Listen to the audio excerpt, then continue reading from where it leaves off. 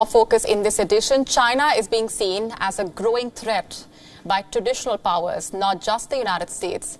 Now, even the European Union has decided to act against Chinese intelligence agencies and its assets. The European Union on Thursday imposed its first ever sanctions for alleged cyber attacks on 2 Chinese nationals and a China-based company which was funding them. The EU sanction order has said that all 3 entities have been involved in cyber espionage for Chinese intel agencies. Sanctions include a travel ban and an asset freeze. EU individuals, companies and other entities are forbidden from making funds available to those blacklisted. The sanctioned Chinese firm Haitai Technology Development is accused of the pervasive cyber espionage campaign, which was dubbed Operation Cloud Hopper. The firm, along with 2 Chinese nationals, Gao Qiang and Shilong Zhang, are accused of indulging in targeting information systems of multinational companies in 6 continents and gaining unauthorized access to commercially sensitive data, resulting in significant economic loss. The EU has alleged that all 3 were linked to Advanced Persistent Threat 10, which is backed by the Chinese intelligence agency. AP-10 is a well-known cyber espionage group known to be associated with the Chinese intel agency.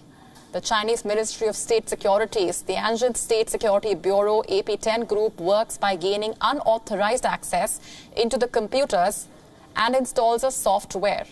To avoid antivirus detection, the malware masquerades as legitimate files associated with the victim computer's operating system. Unlike the Donald Trump administration, the EU till now has been careful about the narrative around China and has not outwardly protected. The statements that have been coming in also have been very cautious about projecting it as an enemy number 1. However, it seems the EU is ready to let go of its nuanced position. In an interview to a leading German media outlet, the EU Council Foreign Affairs chief, Josep Borrell, said that the West was naive with regard to China. We thought that with increasing trade, there would be change, unquote. Just last week, Borrell said, and I'm quoting further, China is increasingly asserting itself on the international scene. It has become more assertive, some even say aggressive, in its neighborhood, especially in the South China Sea or on the border with India. Given everything that's happening in the world and the rise in authoritarian powers, it is important to have strong cooperation with like-minded democracies. We should be working closely with Japan, India, South Korea, Australia, New Zealand, Canada, and others, unquote.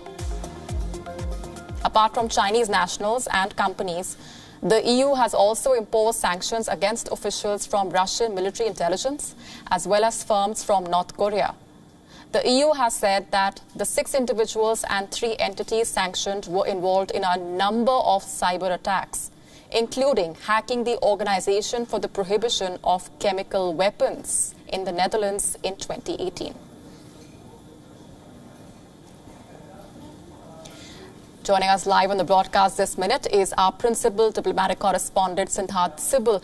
Siddhant, that statement where Josep Borrell minces no words while lashing out at China is a shift away from the rather nuanced position that the EU has had all along when it comes to China.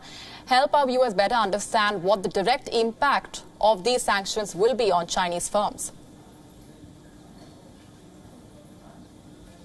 Well, the biggest impact will be about how China sees the world. As you rightly mentioned, there is a change in stance in European Union. We have a new leadership in European Union since last year, since December of 2019. And since then, we have seen a much more vocal European Union regarding Chinese assertiveness and aggression. In the blog, the Foreign Minister of European Union has clearly mentioned about aggression against India. But we know that the sanctions which have been put in place on the Chinese citizens and of course the Russian citizens and of course the North Korean citizens shows that the European Union is willing to open up new fronts, because this is for the first time that sanctions have been put in place in the aftermath of cyber attack. And what is more disturbing is that these two Chinese nationals and the Chinese company based in China have linkages with the Chinese secret agency, the intelligence agency, and this data